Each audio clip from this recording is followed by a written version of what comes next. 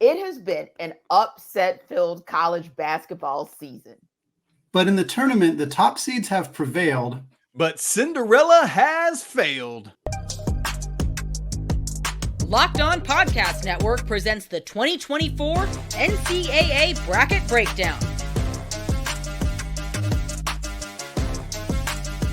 Presented by Nissan. Welcome into the Bracket Breakdown Sweet 16 preview. I'm your host, Tanitra Batiste. Alongside me, our Locked On College Basketball hosts, Isaac Shade and Andy Patton. Bracket Breakdown is brought to you by Nissan. Are you the kind of driver that likes to push things a little further?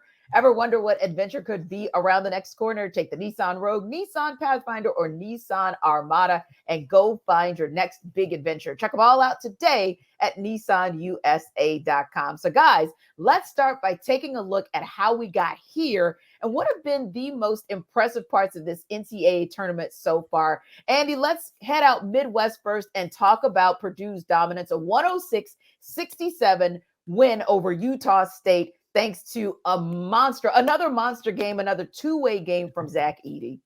Yeah, the Midwest region has more or less been chalk.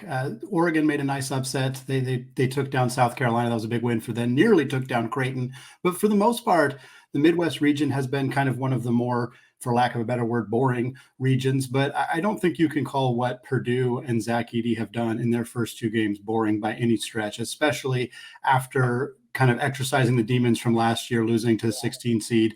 What does it look like this year? Are they going to do what Virginia did and roll all the way to the national championship? Are they going to lose early again? Is that going to start, raising some serious questions about Matt Painter and this Boilermakers team? Instead, they take care of business against the 16 seed, which we all kind of expected. I don't think anybody realistically thought that was going to happen 2 years in a row. But then against a tough upstart Utah State team, a team that Isaac and I both discussed as feeling like they were a little underseeded as an 8 seed, and Purdue just rolled over them in an incredible way. Zach Edey had a 20-point, 10-rebound double-double at halftime. Yeah. He barely even played in the second half because they just didn't need him to because they were up by so many points. This Purdue team is different than last year's Purdue team. I know they have the majority of the same players back, and so it feels like it's kind of the same group, but those freshman guards are now sophomores and have improved dramatically. The addition of Lance Jones from Southern Illinois as a transfer, he's been a huge, much-needed addition for them, just adding some athleticism on the wing and some outside shooting. And what they did to Utah State, it sets up a really fun matchup against Gonzaga, one of the only other upsets, if you can call it that, a 5 over a 4 seed, in Gonzaga beating Kansas, a very depleted Kansas roster without Kevin McCullough, and Gonzaga back in the Sweet 16 9 years in a row. That's another great storyline coming out of this Midwest region. I'm really excited about Purdue Gonzaga. I think that's a fun matchup. These two teams played each other way back in November in the Maui Invitational. Gonzaga actually had a 5-point lead at halftime, ultimately lost by 10. But I think you look at the Midwest region, and really the big storyline is Purdue. It's Oregon coming very, very close to making the Sweet 16, took Creighton to double overtime. The fun storyline there, Dana Altman, former head coach at Creighton for about 15 years, now the head coach at Oregon, got to play his old school there. But really, the Midwest region has been dominated by Purdue, and we'll see if they can continue to do that against this Gonzaga team. Yeah, and I think you make a great point, Andy. I mean, just having the opportunity to watch Zach Edey and some of the things that people don't know, he's got some decent ball handling skills. He was actually able to help Trey Kaufman-Renn here and there with ball movement for the Boilermakers. I think that's a really cool thing to know about a big man, a 7-footer, no doubt. But yeah, some fun things going on. Like you said, Andy, it was kind of chalk. The Midwest was kind of doing Midwest things, what you expected that particular region to do. But, Isaac, when we look across that space of East-West, I might have gotten a little bit ticky-tacky here and there, but there was one team that stood head and shoulders above the rest.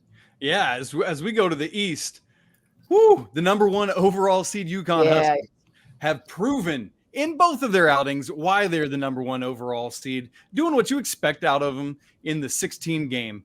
But my goodness, what they just did to Northwestern on Sunday, and the way Stephon Castle, freshman stud, just shut off the water for Boo Buie, who's one of the greatest guards in the entire nation, was something of an incredible performance. Donovan Clingan is finally fully healthy. He's a big man for UConn that just had a ridiculous 14 points, 14 rebound, 8 block performance against Northwestern. Tanitra, it was an insane performance from them. Overall in the East, there were 0 seed line upsets in the round of 32, tied with the Midwest that Andy just talked about for the chalkiest quartet in the I love it. We've got the 1, 2, 3, and 5, which is San Diego State. Speaking of San Diego State, we had 6 Mountain West teams in this tournament.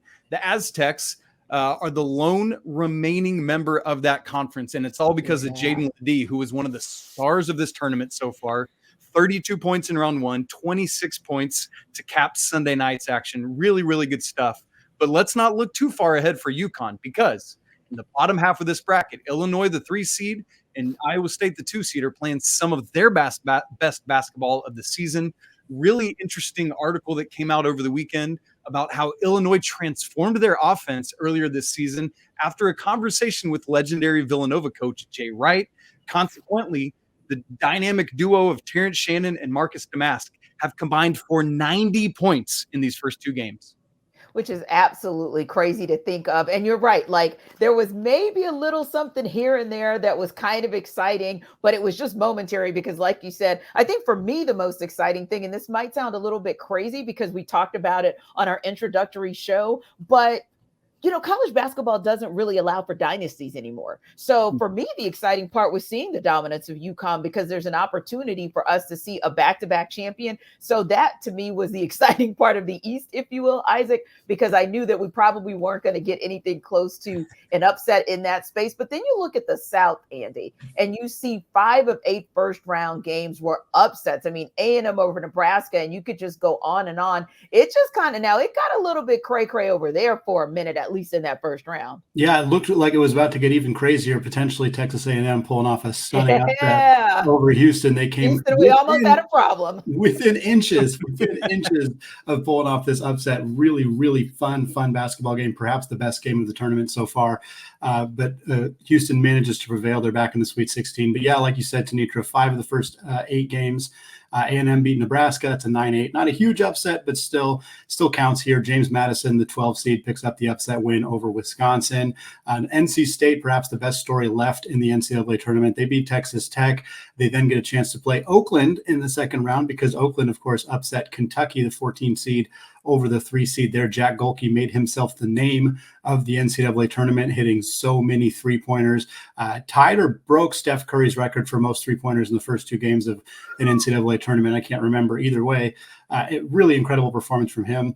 NC State managed to move on to the Sweet 16 as an 11 seed, a team that was the 10th seed in the ACC coming into the conference tournament. They have not lost since then. Now here they are continuing to dance. We also had a phenomenal fun game between Florida and Colorado, the 7 and 10 seeds in the first round. Colorado ends up winning that one 102-100. It felt like whatever team had the basketball last was going to win, and that's more or less what happened. Really fun, really high-scoring game there. Lots of exciting games in the South region, even though we end up not less chalky than the rest of them because of NC State, but it's still a 1 seed, a 2 seed, a 4 seed, and an 11 seed representing the South region in the Sweet 16. Yeah, to say we're still talking about 4 number 1s and 4 number 2s is just amazing to me. And, I'm also interested to see, Andy, whether or not this test that Houston had against Texas A&M is actually going to give them sort of that character build that you need for a deep run if they're really going to contend against the other number 1s. Now, we have a few blue bloods left in this tournament. Are we starting to put Houston in that category? For more on their journey, here's Locked On Cougs. The Houston Cougars keep on dancing. I'm host of Locked On Cougs, Parker Ainsworth, and man, oh man, it is so sweet to be in the Sweet 16. Now, how Houston got here is quite an interesting road. Obviously, amidst a bunch of season-ending injuries and things like that, Houston came out with a statement win over Longwood in the opening round of the NCAA tournament. And as I told you that night afterwards, the bigger statement was going to be made against Texas A&M in the 1 versus 9 matchup. A&M is not a typical 9 seed by any stretch. They had a crazy good last month of the season to get there. Houston knocks them off 195 in overtime. 4 Houston starters fouled out. The 5th one had 4 fouls. Guys playing hurt, guys playing through foul trouble. Walk-ons like Ryan Elvin stepping in and making free throws in the final minute of overtime to ice the victory. Ultimate culture win for Kelvin Sampson, the Houston Cougars, who head on to the Sweet 16 in Dallas, just up the road, to play Duke, those Duke Blue Devils, and the blue blood program they are. Now, Houston's building a blue blood of their own. They've got the most Final Fours in a school in the state of Texas. They're one of the only 2 Big 12 schools left, the only school in the state of Texas left in all of March Madness. Samson, the Cougs are building something here. 5 straight Final Fours 5 straight Sweet 16s, have not missed the Sweet 16 since 2019, including that Final Four trip in 2021. Houston's looking to get back there again with a big win over Duke. And then would either be NC State and Marquette on the other side. Again, I'm your host, Locked On Cougs. We'll be breaking down each and every day at Locked On Cougs. Make sure you subscribe to us wherever you get your podcast. And as always, go Cougs. Isaac, I'm going to put you in your happy space right away. We're going to talk West, and we're going ACC because, of course, and yes, Andy, you know, there's a little bit of homerism from these 2 North Carolina fans. But anywho, the ACC has as many teams in this region alone as the SEC, Big 12, Big 10 have remaining in the entire tournament. You've got Clemson that's been good Clemson, but you're wondering, is it going to be good Clemson, bad Clemson? And of course, so many other interesting storylines there. But what stuck out to you to get us to this point in the West? Yeah, I mean, Tanitra, you just said it. The biggest storyline out of the West is the 2 ACC teams, this ACC conference that's been much maligned in terms of its historic performance, and it makes up an entire quarter of the Sweet 16, not to mention, as you said, 2 of them here in the West region. Clemson, who had been phenomenal in the non-conference portion of this season, just was up and down, Clemsoning a little bit through the ACC schedule, but they have been the very good version of themselves. Both of their games, despite being a 6 seed against an 11 in the first round, they were the underdogs. They knocked off the Lobos of New Mexico and then do it again against Baylor on Sunday and move along. Interestingly enough, it's not necessarily been PJ Hall or Joe Girard, the nation's second leading free throw shooter, that's led the way. It's been point guard Chase Hunter, who's had 21 and 20 points in those 2 games, respectively. Point guards win in March, Tanitra. The most interesting first round thing that happened was Dayton's wild comeback to knock off Nevada. The Flyers were down 17 points with 7 minutes and 15 seconds to go.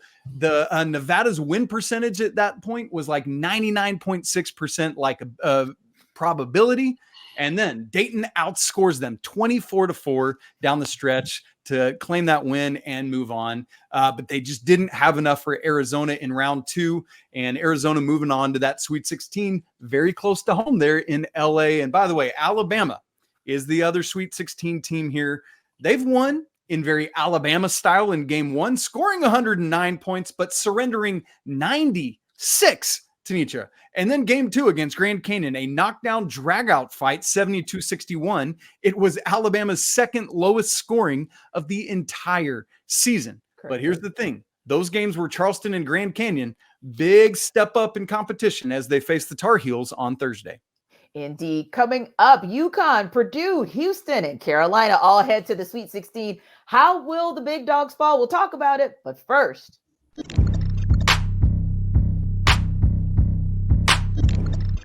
this week's March Madness bracket highlight is brought to you by our friends at Nissan.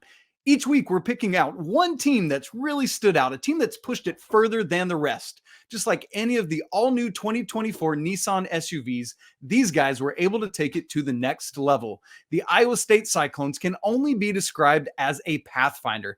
They've been thrilling to watch and have really created a lane for themselves, entering the tournament as one of the hottest teams in the country. They have a date with Illinois this Thursday in the Sweet 16. So take the Nissan Rogue or Pathfinder or Armada and go find your next big adventure. Shop nissanusa.com. The number 1 seeds in UConn, Purdue, Houston, and North Carolina all advanced to the Sweet 16. But if history tells us anything, Andy, some of them are about to fall before we even get to the Final Four. So who has the toughest path left? Let's start with UConn. Yeah, you know, it's funny because UConn, we talked about this when we did the bracket breakdown show. Isaac and I talked about it on a handful of other episodes. It felt like UConn got a pretty tough draw despite being the number 1 overall seed. Now, obviously, geographically, they didn't have to travel very far, which is definitely a bit of an advantage. But here we are now. They're in the Sweet 16. They got San Diego State. They're playing the team that they played in the national championship last year. That's very rare. This is the 4th time it has ever happened. The following year, the 2 teams play each other who played in the championship the year before. I like them against San Diego State, but then they got this 2-3 matchup between Illinois and Iowa State. Illinois, one of the best offensive teams in the entire country. Isaac referenced the Jay Wright conversation, which kind of helped get them there. Iowa State, one of the best defensive teams in the entire country. Reminder, they obliterated Houston in the Big 12 championship game, one of the best teams left in this field. So I still think UConn's got a tough path here just because I think the three teams sitting in front of them, I would put them toe-to-toe with any of the other regions here and say that this is probably the best three teams remaining. But UConn is also the best team in the field still, and they're playing like the best team in the field. And I still think they're going to get, they're going to advance to the Final Four. I still have a lot of confidence in their ability to do so. But the path to potentially repeating like Florida did back 15 years ago, that's not going to be an easy one for these Huskies. Andy, are you saying that those three, like you would rank them first, second, and third remaining in this entire tournament? Or well, like I'm saying I'd take those three teams up against any of the rest of the three teams, and I would pick that, I think, as the highest quality of teams left. Oh, I was coming with all sorts of arrows for that one, man. So I'm glad you cleared that up. Yeah, we got shots fired, I'm sure, at some point in the show, but just not right now. Right, Isaac? Yes, ma'am. Our Locked On UConn host Mark Zanetto, however, may have some shots to fire. He has a message for anyone complaining about the travel or the start time for San Diego State. You know what? Too bad. So sad. They're going to play up the whole, we're starting early. We don't have a ton of time to prepare. And I really do feel like all of the folks that are upset about how, well, San Diego State is in Spokane, Washington. They got to fly back Tuesday or fly back to their campus and then fly halfway across or all the way across the country to play a 7:45 game, which on their meter is more like a 4:00 game for Western time zone. I get all that. But also, if you're looking at from UConn's perspective, UConn is the number 1 overall seed. They're supposed to get, quote unquote, the breaks because they earned it. They're 33-3. They played in the Big East Conference. They did not play in the Mountain West, which got 1 million bids and did nothing in this tournament. So the idea that we're supposed to now give concessions to San Diego State just because they're in the tournament as a 5, give me a break. That's what Dan Hurley's talking about. So there's some truth to what he's saying, even though it is 100% a ploy to build that chip. So our toughness meter as fans has to rise because the further we get in this tourney, the hate is going to rise even higher. So let's thank people for their engagement on social media, even if they're being disrespectful, and watch our guys rise to the occasion as they meet their next challenge.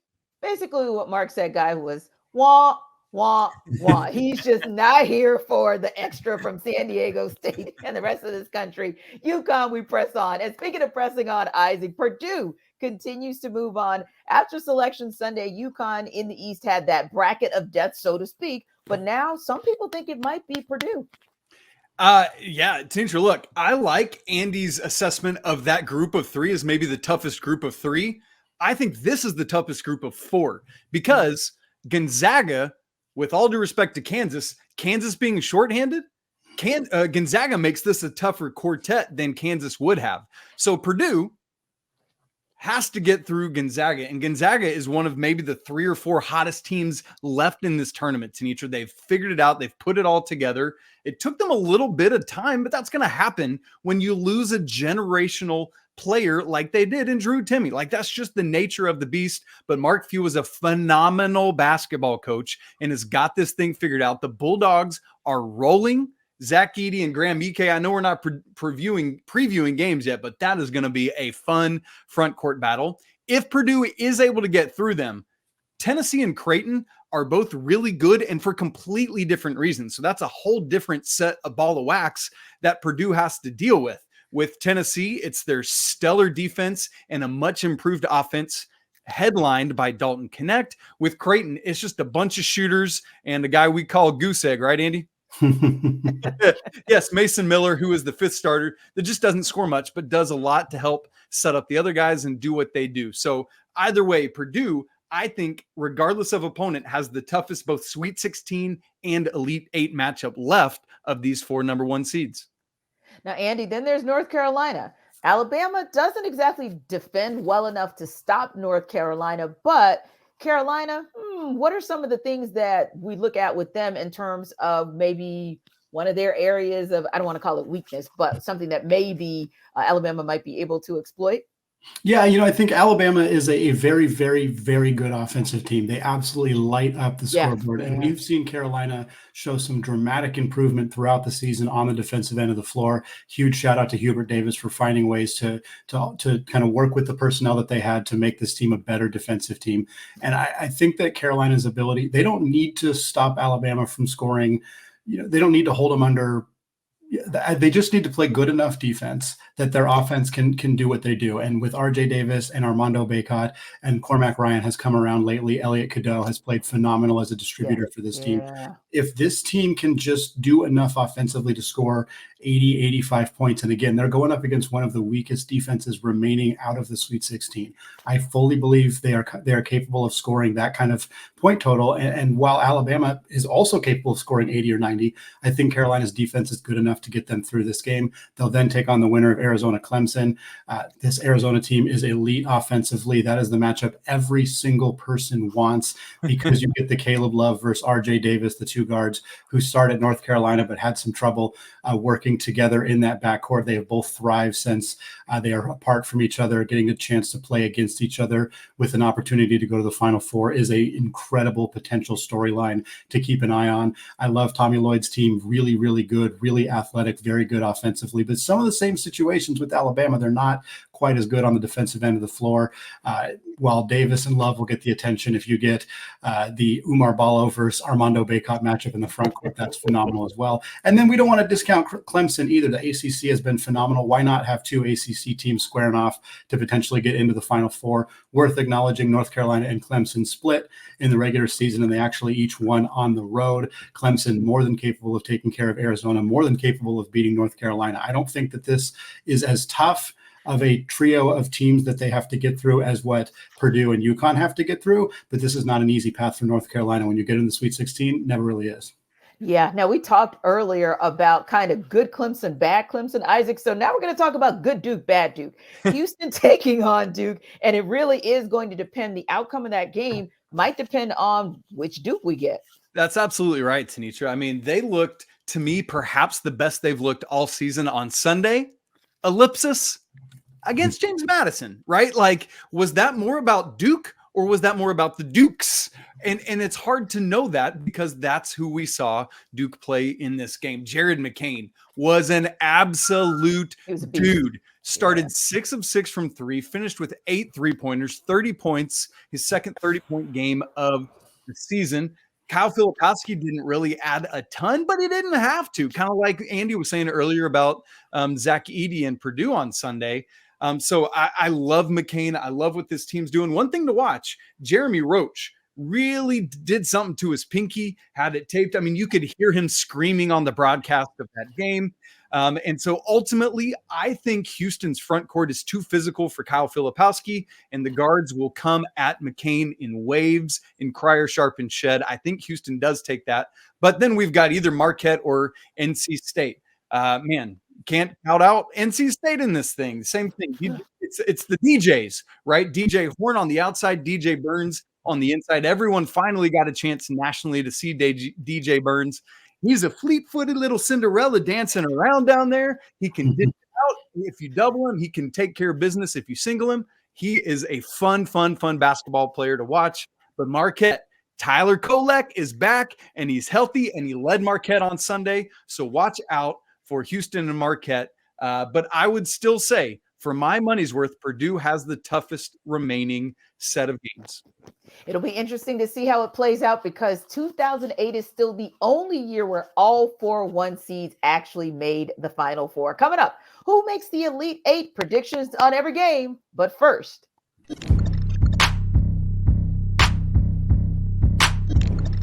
this Sweet 16 preview is brought to you by our great friends at FanDuel. Say goodbye to busted brackets because FanDuel lets you bet on every game of the tourney. Whether you're betting on a big upset or a 1 seed, it's time to go dancing on America's #1 sportsbook.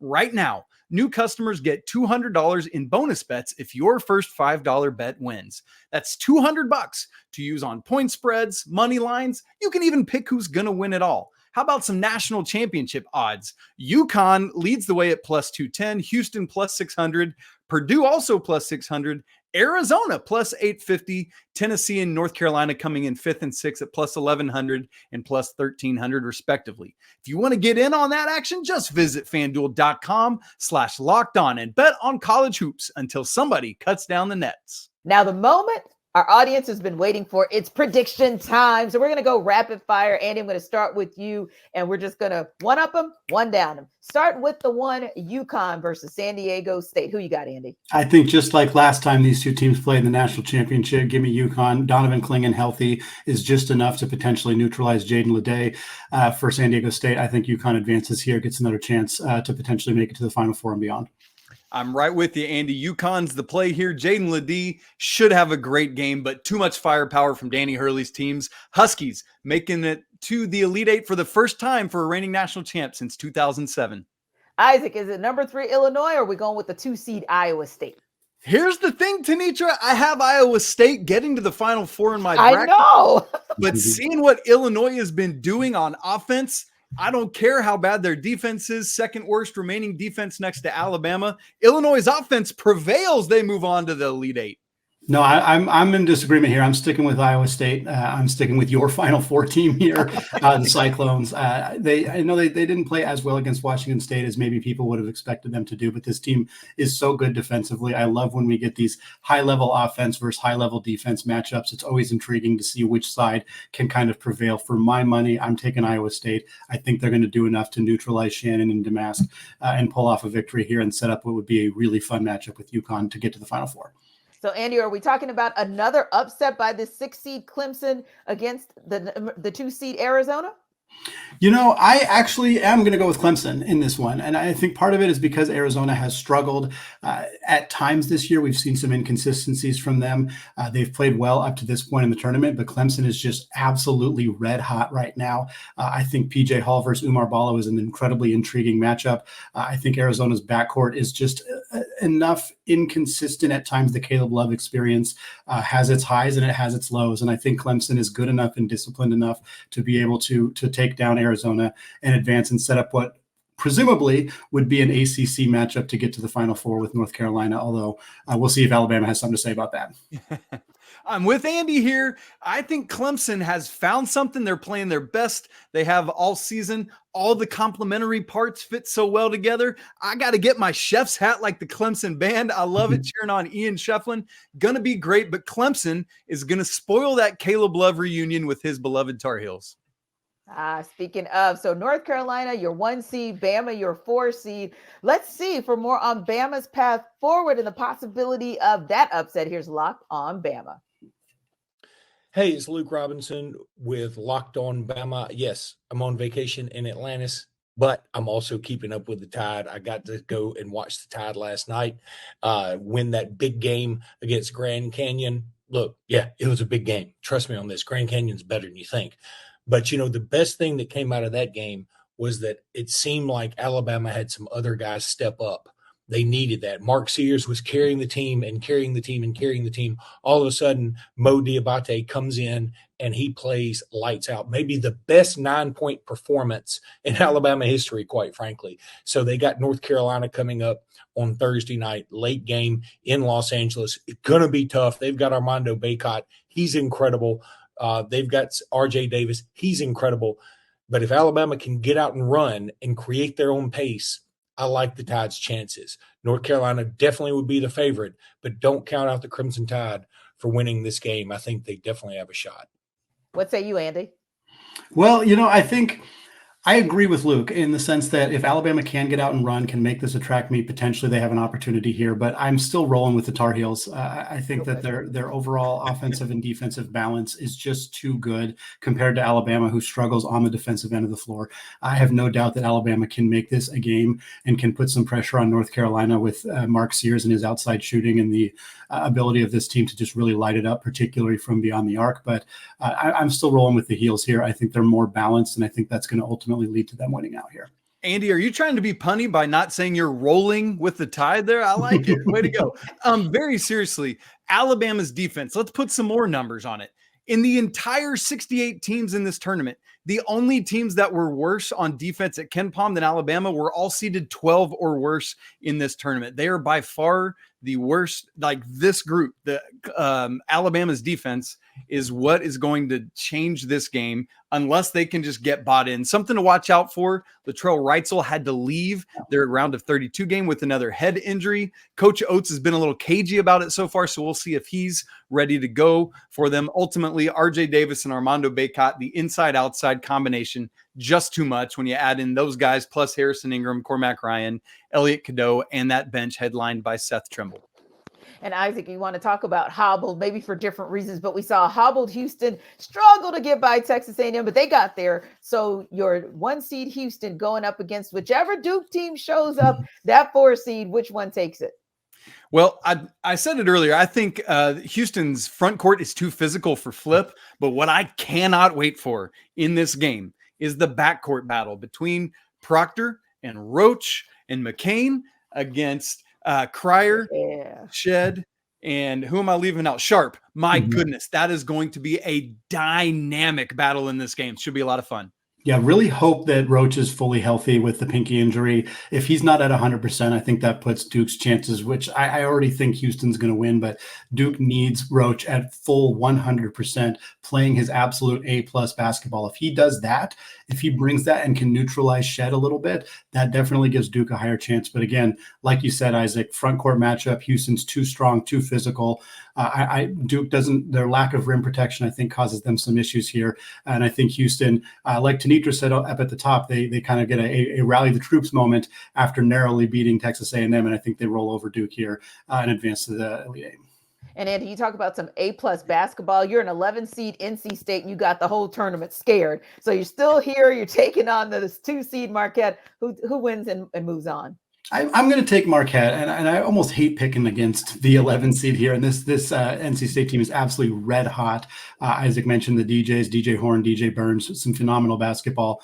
But Oso Ighodaro is such a dynamic front court player for Marquette. I think he can really help neutralize some of what Burns is able to do. I think he's a really tough matchup for NC State to try to defend him. And Tyler Kolek, just one of the best pure point guards in all of college basketball. Certainly one of the best, if not the best point guard still playing right now in this tournament. And he looks fully healthy coming off that oblique injury that he had that caused him to miss the Big East tournament. A fully healthy Tyler Kolek is a nightmare for NC State. I think him and Oso Ighodaro are too much. And the Wolfpack's dream run here ends and Marquette advances. Yes, agreed. This is where the run trying to get their Kemba Walker on just doesn't quite keep going all the way like that UConn team did. It's going to be a fun game. I don't think it's a blowout, but Marquette makes enough plays. I wouldn't be surprised to see some really nice pick and roll between Kolek and Ighodaro, trying to get DJ Burns moving in space, get him out away from that basket, see what they can do there. Give me the Golden Eagles. Shaka Smart moving on. So no Jimmy V Magic situation from back in the early 80s. I hear you guys. And of course, the number 1 seed Purdue against the 5th seed Gonzaga. Who walks away from that and moves on? Well, Andy's going to be very sad to hear me say this, but the way Purdue is playing right now with Zach Edey, I talked about that Zach Edey, Graham Ike matchup earlier. Gonzaga is so hot right now. They're playing their most connected basketball, but unfortunately they're coming up against this Purdue Boilermakers team that is just rolling. I am curious to see, though, how those sophomore guards hold up. They've done so much better this year, Braden Smith and Fletcher Lawyer. Can they handle it in this game? That will be telling to me, but ultimately I think they can do it, and Purdue wins a very narrow game. Call me a homer if you want, but I'm going to take Gonzaga in this one. And part of the reason here is Gonzaga was playing they did not start the year off well. Some of their worst basketball came at the very beginning of the season. Yeah. They had that loss to UConn, the loss to San Diego State, loss to Purdue, all losses that had the fan base in a panic. And yet, guess what? All those teams are still here in the Sweet 16. Maybe those weren't so bad losses after all. Gonzaga was up 5 at halftime against Purdue, and that team played a completely different style. Looking back at the box score for Gonzaga Purdue in November, it looks like a completely different team. They took 32 3-point attempts in that game. Graham Ike took 4 2-point field goals.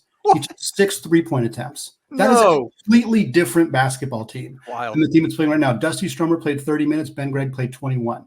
Like, this team is completely different now than the team that played Purdue back then. Having said that, is Graham Ike going to be able to score his typical 22, 23 points against Zach Edey? Probably not. But Ryan Nembhard's ability to navigate the mid pick and roll that they have been doing since that Kentucky game, which has just been lethal because teams go under on the screens, but Nembhard can't hit the three. But if they run that thing from the free throw line, that has created a lot of problems for opposing teams. Now, Edey's huge. He's long. He's able to navigate pick and rolls better than people give him credit for. It's going to be a huge problem for Gonzaga. If they get in foul trouble in the front court, they're probably done. But if they do not, and if they find ways to run that mid pick and roll, and they run a completely different stylistic offense than they did the last time they played, when, again, they almost beat them, I think Gonzaga can roll here, can advance to the Elite Eight and Purdue season early. Once again, there's going to be a lot of conversations about why Purdue can't break through here, but this Gonzaga team's playing some great basketball, and I think they could win here. It's survive and advance. And Isaac, we're looking at the 3 seed Creighton, 2 seed Tennessee. Who survives and advances? This is my second favorite game of the Sweet 16. The one we just talked about is number 3. My favorite, though, is Illinois, Iowa State. Can't wait for that one. But this is number 2. Tennessee. Rick Barnes just gets past his former team over the weekend. Texas in the battle of the wrong colors of orange out there. Very excited for this one. I think Tennessee's defense is the story of this game. Able to hold down Creighton just enough. Tennessee's offense has just enough. Ultimately, Rick Barnes' defense is moving on. I'm expecting a big game for Dalton Knecht, who didn't really do Dalton Knecht things in rounds 1 or 2, but it should be a lot of fun to see this game. I'm going to disagree once again. I'm going to go with Creighton here on this one. I think neither team played phenomenal in their last game. Creighton certainly needed 2 overtime to get by Oregon. That was not the best game that they have played, but I think their ability to space the floor, they can put some pressure on Tennessee's defense.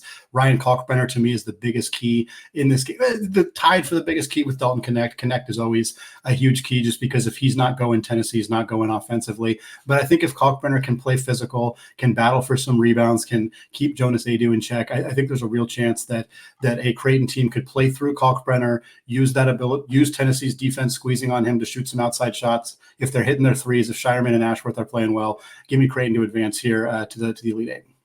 For more on the Vols path moving forward, here's Locked On Vols. Hey, it's Eric Kane with Locked On Vols, and what got Tennessee to the Sweet 16 was what has gotten Tennessee to dozens and dozens of wins over the last couple of years, and that was defense. Now, you never want to shoot less than 35% from the field, and you never, ever again want to shoot 12.5% from 3, but that's where Tennessee was, yet it was still good enough to go on to the Sweet 16 and still good enough to beat Texas in the round of 32 because the Volunteers played smothering defense, won the battle of the boards, won the turnover battle in terms of scoring points off those turnovers. Zakiya Ziegler stuffed the stat sheet in a number of different ways, and Dalton Knecht, though he wasn't fantastic, he had a couple of late free throws which were really critical for Tennessee in that win against Texas. Now, again, you don't want to make a habit of going cold from the field, but Tennessee's defense, Rick Barnes' defense, is what got Tennessee to the Sweet 16, and I really like this matchup against Creighton, and if you can get by Creighton, I like the Vols against Purdue if